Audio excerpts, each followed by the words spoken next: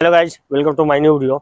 आज हमारे पास एक गाड़ी है हमेशा की तरह, पर अभी मैं कोई रिव्यू नहीं देने जा रहा हूँ। जैसा कि आपने थंबनेल में देख पा रहे होंगे, आज मैं ये बात करने जा रहा हूँ कि अगर मुझे एक पुरानी गाड़ी लेना हो तो उस गाड़ी में मुझे क्या क्या देखना पड़ेगा, उस गाड़ी को किस तरीके से मुझे जांचना होगा, ताकि मैं एक अच्छा सा गाड़ी जो रिजनेबल प्राइस होता है, जो जेन्युइन प्राइस है, वो जेन्युइन प्राइस में हम लेकर के आ जाए। जानते नहीं है उसको, देखते नहीं है उसको, परखते नहीं है, और फिर हम किसी भी गाड़ी कोई भी पेमेंट दे करके लेकर के चले आते हैं और बाद में मालूम होता है कि नहीं, मैंने लेकर के आया उसमें इंजन में प्रॉब्लम है, तो सस्पेंशन लीक है, तो इस तरीके का बहुत सारे प्रॉब्लम नज़र आते हैं। तो आज हम इसके बारे में बात करेंगे कि अगर हमारे पुरानी गाड़ी मुझे लेनी हो तो किस तरीके से हम देखेंगे और क्या क्या चीज़ उसमें देखना इम्पोर्टेंट होता है।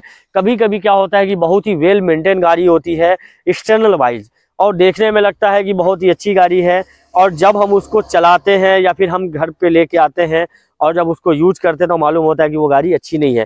जैसे कि आप ये गाड़ी देख रहे हैं, ये तो है पुरानी गाड़ी, आप भी समझ रहे हैं, पर आप ये नहीं देख करके बता सकते ही है कि कितनी पुरानी गाड़ी है, और काफ़ी वेल मेंटेन है।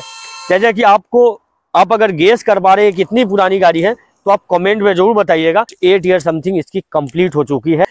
ये 58,683 किलोमीटर ये चल गया है।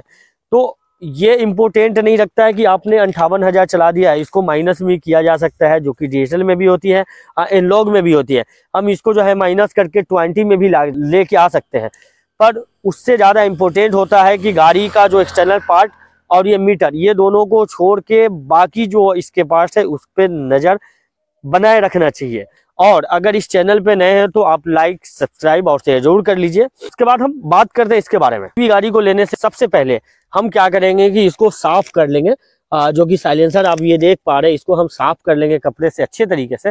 साफ करने के बाद 3 से 4 किलोमीटर हम चला लेंगे, क्योंकि कभी कभी क्या होता है कि सामने वाले ने अगर साफ करके रखा होगा, आप चेक कर लेंगे, लगेगा आपको सही है, इसीलिए पहले साफ करेंगे खुद आप, और 4 किलोमीटर चला करके आएंगे। और चलाने के साथ साथ बहुत सारा चीज उसको देखना पड़ेगा। जैसा कि आप ये देख रहे हैं, मैंने इसको देख लिया, तो आयल नहीं होगा, ये देख रहे हैं आप, इसमें आयल नहीं है किसी भी तरीके से, और ये सूखा हुआ है। मतलब अगर ये इसके अंदर आयल होगा, आयल मिक्स नहीं होना चाहिए, क्योंकि आयल अगर मिक्स होगा तो आपके हाथ के अंदर लगेंगे, ये डस्ट टाइप से नहीं होगा। तो इससे आप ये समझ सकते हैं कि आपकी गाड़ी जो है कोई भी प्रॉब्लम नहीं है इंजन के अंदर। दूसरी चीज, इंजन में और भी चीज है, जैसे कि ये स्मोक नहीं आ रहा हो। स्मोक नहीं आएगा, और भी रीजन है उसके लिए। इंजन ऑयल आपको चेक करना बहुत जरूरी है। इंजन ऑयल आप चेक कर लेंगे। इंजन ऑयल जो प्रोसीजर है, जो इंजन ऑयल हाई लेवल है, वो हाई लेवल होना बहुत जरूरी है। जब आप इंजन ऑयल हाई लेवल होगा, उसके बाद आप इसको चलाएंगे, उसके बाद ही फिर स्मोक आप चेक करेंगे, तब आपको समझ में आएगा कि हाँ, ये गाड़ी किस तरीके के हैं। वो हेड के तरफ से कहीं से भी ऑयल लीकेज तो नहीं है, या फिर इंजन जो माउंटेन बोल्ट है वो हम देख लेंगे, टैपिट कवर है उस पर नोटिस करेंगे, क्योंकि किसी तरीके से ये खुला तो नहीं हुआ है। क्योंकि जब अगर इसके अंदर रिंच लगा हुआ है, तो रिंच लगने से क्या होता है कि ये इंजन खुलती है, तो ये जो है आपको समझ में आ जाता है कि इसमें रिंच लगा हुआ है, और एक बार इंजन खुली है या नहीं खुली है, इससे ये मालूम हो जाता है। उसके बाद इंजन के साउंड है, इंजन के साउंड बहुत इम्पोर्टेंट है। फिजिकली हम इसको भी देखेंगे। ये जो स्पार्क प्लग है, ये प्लग में देखेंगे, जैसे ये सूखा हुआ है, इसमें किसी तरीके का आयल तो नहीं है, किसी भी तरीके से आयल तो नहीं है, क्योंकि इसके अंदर अगर आयल आता है तो समझ जाइए कि अब इंजन के अंदर जो है काम मांग रहा है। उसका इंजन का साउंड है, वो भी हम साउंड चेक कर लेंगे कि किस तरीके से जो है ये साउंड करती है। जैसा कि आप देख रहे हैं, ये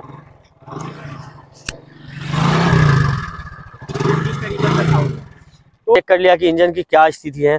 सेकेंड, आप ये देख सकते हैं कि आपकी गाड़ी ज़्यादा तो चली नहीं है। अगर एक गाड़ी, जब भी कोई भी गाड़ी ब्रांड आती है, तो उसके जो टायर है, उसके जो कैपेसिटी होती है, उसकी 40,000 समथिंग किलोमीटर कैपेसिटी होती है। तो जैसा कि आपने 40,000, आपको अगर देख लेंगे कि 40,000 के अंडर है या 40 के एबव चल गया, तो 40 के एबव जाने के लिए आपको कैसे लगेगा, तो ये आप टायर देखेंगे, तो ये जो है TVS टायर्स है, ठीक है, क्योंकि आप समझ रहे हैं कि ये ग्लैमर है और ये हीरो की आती है और ये TVS की टायर है, पहला चीज। तो खैर ये पीछे की है। फ्रंट टायर आपको देख पा रहे हैं, तो फ्रंट टायर MRF का है, यहाँ पे देख पा रहे हैं। तो क्या होता है कि कभी भी जब हम गाड़ी, कोई भी नई गाड़ी लेते हैं, किसी भी गाड़ी का टाई अप किसी के अंदर भी होता है, तो कोई एक ब्रांड के साथ होगा। अगर TVS के साथ होगी तो दोनों भी TVS का टायर होगा। अगर वो MRF के साथ होगा तो दोनों टायरे में, अगर ये टायर और ये टायर दोनों अगर चेंज है, तो आप समझ जाएंगे कि गाड़ी जो है 40 प्लस चल चुकी है। जब सेल्फ स्टार्ट हमारी गाड़ी है और किक स्टार्ट दोनों होती है, तो जो सेल्फ है तो सेल्फ अवेलेबल है, तो वो सेल्फ से स्टार्ट हो रही है कि नहीं एक बार में। जैसा कि आप देख रहे हैं ये गाड़ी स्टार्ट हो चुकी है, तो इस तरीके से जो है उसका सेल्फ भी चेक करना जरूरी है, ताकि उसकी बैटरी की कैपेसिटी समझ में आ जाती है। यहाँ पे डबल स्टैंड पे लगा दिया है। डबल स्टैंड लगाने के बाद में ये आगे वाला टायर को हम उठाएंगे और ये इसको हम देखेंगे कि हैंडल जो बार है ये स्मूथ है कि नहीं, क्योंकि ये कंफर्टेबल तरीके से जो है ये वर्क कर रहा है या नहीं कर रहा है, कहीं से यहाँ से लीकेज तो नहीं है, यहाँ पे आप देख पा रहे हैं।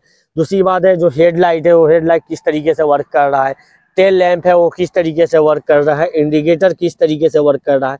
ये सब बहुत ज़्यादा इंपॉर्टेंट होता है किसी भी गाड़ी लेने से पहले। में आप दिखाएंगे ये कि ये जो हैंडल है ये हैंडल वन टाइम पे लॉक हो रही है कि नहीं हो रही है, इसका लॉक वर्क कर रहा है कि नहीं कर रहा, क्योंकि जब आप गाड़ी ले रहे हैं अगर आप एक लॉक भी चेंज कराते हैं तो आपका एक कॉस्ट जो है 700 समथिंग जो भी है इसका कॉस्ट आता है, वो कॉस्ट आपका जो है वो बढ़ने वाला है।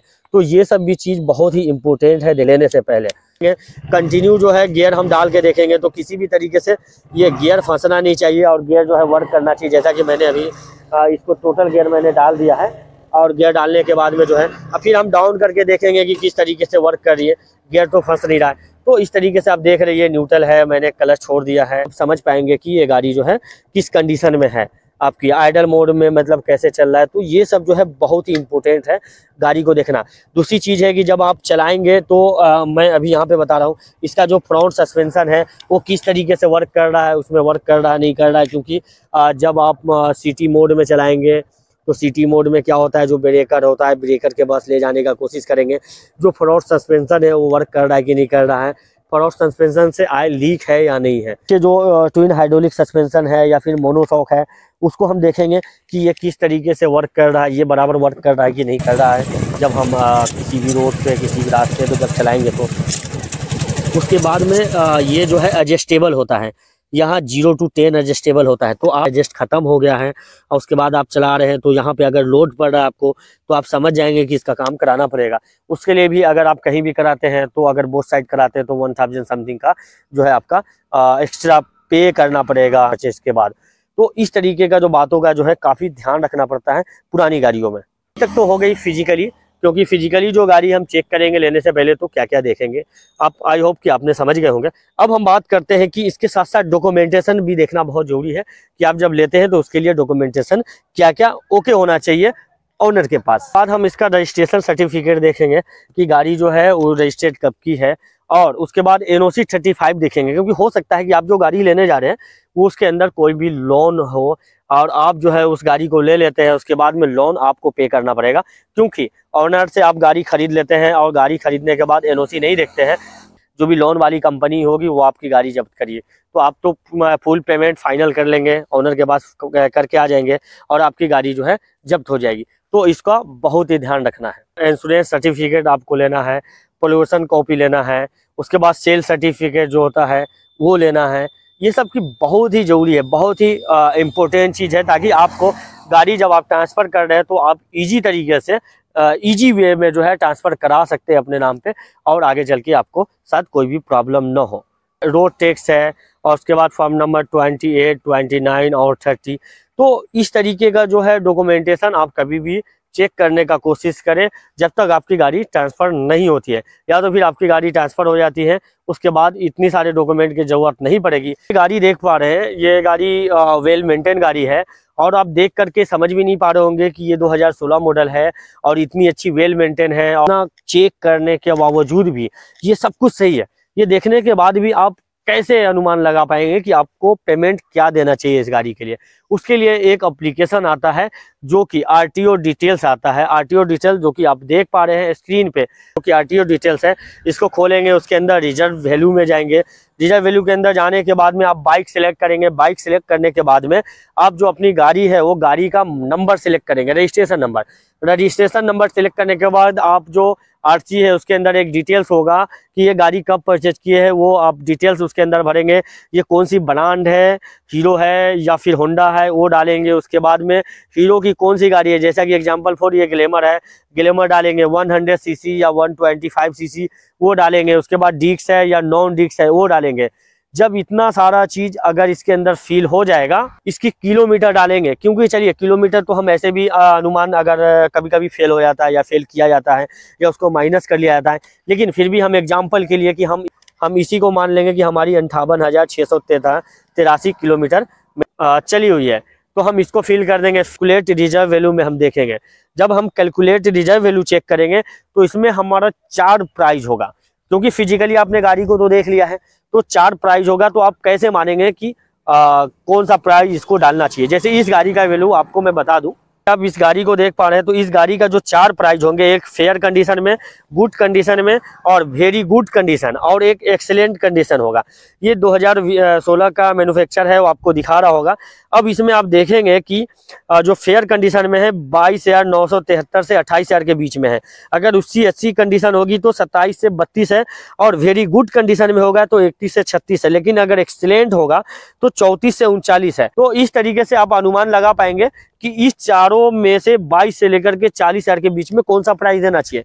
तो उसके लिए गाड़ी को जांचना जरूरी है, और गाड़ी का जब इंजन आप टेस्ट कर लेते हैं, टेस्ट करने के बाद में आप एक प्राइस जो है डिसाइड कर सकते हैं कि ये पुअर कंडीशन है या फिर गुड कंडीशन है या वेरी गुड कंडीशन है या एक्सीलेंट है। अगर एक्सीलेंट है तो बस वो 36 से 40 के बीच में दे सकते हैं, लेकिन अगर वेरी गुड है तो आप जो इसका प्राइस है वो प्राइस दे सकते हैं। जैसा कि इस गाड़ी का 32,000 प्राइस में इसको लाया गया है, और ये जो है एक्सीलेंट कंडीशन है, पर फिर भी जो है प्राइस जो है एक रीजनेबल प्राइस, जो कि वेरी गुड कंडीशन का प्राइस था, 32,000 रुपया पेमेंट करके लाया गया है। तो इस तरीके से आप भी जानिए, भी किसी भी पेट्रोल इंजन गाड़ी को अगर खरीदना है तो उसको इस तरीके से जांच करके फिर गाड़ी लीजिए, ताकि आपको नुकसान का सामना न करना पड़े। इस तरीके का रिव्यू रहा है मेरा ओल्ड बाइक से रिलेटेड, क्योंकि किस तरीके से परचेज आपको करना चाहिए। आई होप कि ये समझ में आई होगी, और ये वीडियो अगर आपको इन्फॉर्मेटिव लगती है तो आप हमारे चैनल को लाइक,